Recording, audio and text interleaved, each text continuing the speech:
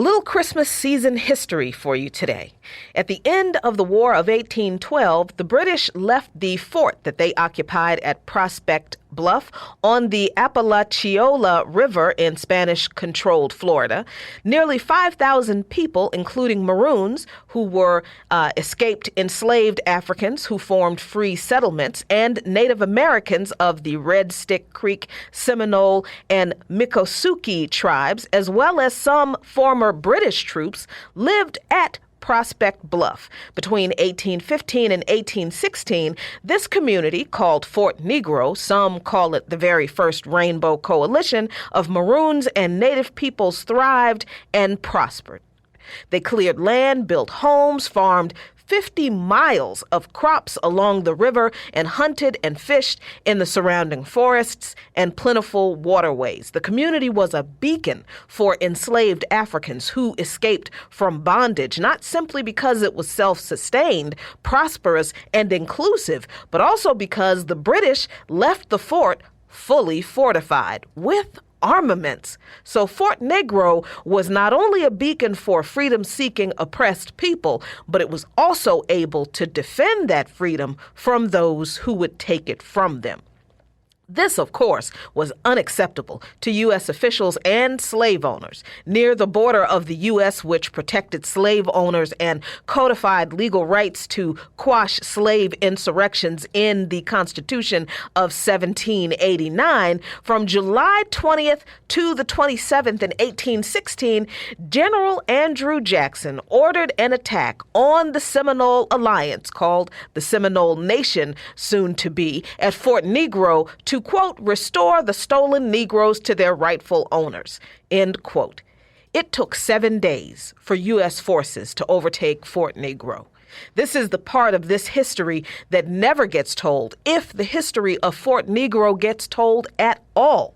What's usually recounted is the defeat of the fort when a heated U.S. cannonball hit the fort's ammunition dump, and the resulting explosion killed most of the 300 defenders of the fort. The survivors who were not able to flee were marched back to slavery. But what's also left out of this history is that the Battle of Fort Negro was a precursor to the Seminole Wars, which were fought from 1816 to 1858, and laid the foundation for a critical battle in those wars that is also rarely talked about truthfully. On Christmas Day, 1837, the Africans and Native Americans comprising Florida's Seminole Nation, an alliance that was established in and because of places like Fort Negro and Fort Mose before it, defeated a superior U.S. fighting force at the Battle of Lake Okeechobee, led by Colonel Zachary Taylor, a Louisiana slaveholder and ambitious career soldier who was building himself a reputation as an Indian killer. Taylor's nearly 1,000 troops were repelled by the Seminole Nation marksmen and guerrilla tactics, ultimately sending the U.S. troops fleeing after a 2.5-hour battle. This Christmas Day gift of a defeat at the Battle of Lake Okeechobee was the most decisive defeat U.S. forces suffered at the hands of the Seminole Nation during the Seminole Wars. But Taylor lied and declared victory in the battle, claiming the Indians were driven in every direction. So the U.S. Army promoted him. He later became the 12th president of the United States, and this lie spread throughout history for centuries. But the truth is that the Seminole Nation continued to resist U.S. colonization of native lands and the re-enslavement of Africans in Florida for another 20 years. And the end of the Third Seminole War, in which the remaining members of the Seminole Nation were tracked down and captured, the U.S. government repeatedly made deals with Native survivors who were made refugees in their own land to make way for white settlers for resettlement that the U.S. government did not ever keep. This duplicitousness by the U.S. government with indigenous people resulted in things like the infamous Mankato Massacre, which occurred when Dakota people rose up against government agents and white settlers after the U.S. reneged on its promise to deliver food and supplies to Dakota tribes after they were pushed onto a reservation and denied their hunting traditions, forced to farm barren land. The starving and angry Dakota warriors led by Little Crow attacked the Lower Sioux Agency, a settlement the government's Indian agent and other government officials lived in, and then engaged in a 6-week uprising against the white settlers, killing over 300, driving most of the rest from Dakota lands that they were driven off of in the Minnesota River Valley.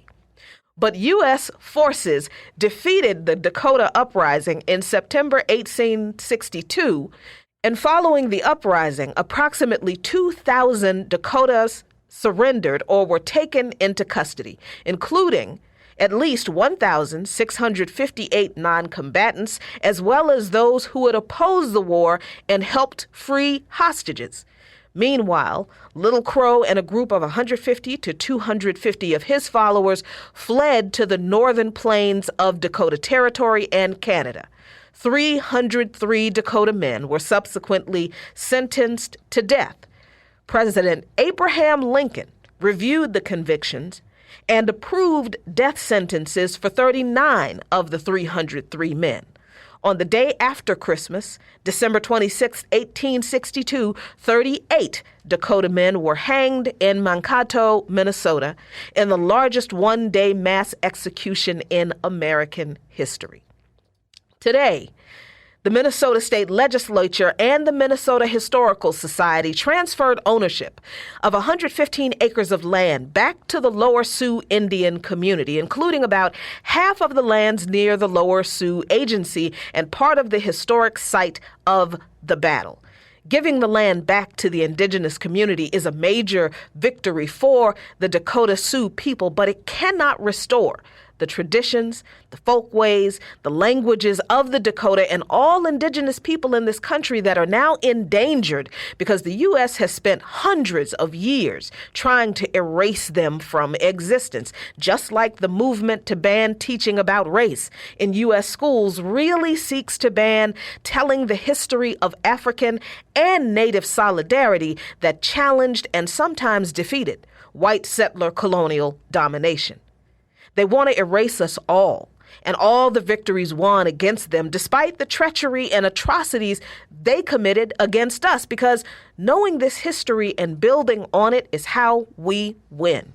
We win through our shared struggle. We win through the unity of the working class and oppressed, from Amazon workers to the tribal nations fighting pipelines, to working class and poor black city folks fighting gentrification, to working class and poor white rural folks fighting for health care and infrastructure. We have to have a unified working class and poor-led fight across all issues, not just here in the U.S., but with those all around the world.